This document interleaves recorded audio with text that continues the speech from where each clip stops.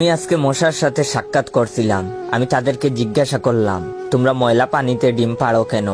মশা বলল, কারণ ভালো পানিতে ডিম পারলে মানুষ সিদ্ধ করে খেয়ে নিতে পারে। আমি তাদেরকে জিজ্ঞাসা করলাম, মশার কোয়েলে তোমরা মরো না কেন? মশা বলল, আমরা যদি মরে যাই তাহলে কোয়েলের ফ্যাক্টরি বন্ধ হয়ে যাবে। আমি আবারও তাদেরকে প্রশ্ন করলাম, তোমরা মানুষের কানের কাছে এসে জ্ঞান জ্ঞান করো কেন? মশা বলল, কারণ মানুষের পায়ের কাছে কিংবা অন্য কোথায় জ্ঞান জ্ঞান করলে মানুষ শুনতে পায় না, তাই।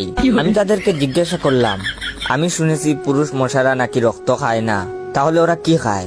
মশা বলল, পুরুষ মশারা শুধু বউয়ের বোকা খায়। আমি বললাম, মশারা কামড়ালে মানুষের ডেঙ্গু হয় কেন? মশা বলল, মশারা কি শুধু মানুষের রক্ত নিয়েই যাবে, ওদের কিছু দিবে না।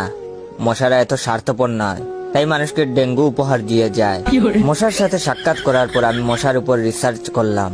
মশা অনেক ধরনের হয়, যেমন পড়তে বসলে যে মশায় কামড়ায় তারা হলো অশিক্ষিত মশা, খেতে বসলে যে মশা কামড়ায় তারা হলো ক্ষুধার্ত মশা, ঘুমানোর পর যে মশা কামড়ায় তারা হলো কাপুরুষ, জেগে থাকা অবস্থায় যে মশা কামড়ায় তারা সাহসী, মশারির মধ্যে যে মশা কামড়ায় তারা হলো অতিরিক্ত শেষরা, মাঝরাতে যে মশা কামড়ায় তারা হলো সিঙ্গেল, টয়লেটে যে মশা কামড়ায় তারা হলো নির্লজ্জ, দিনের বেলা যে মশা কামড়ায় তারা একটা ছোট লোক।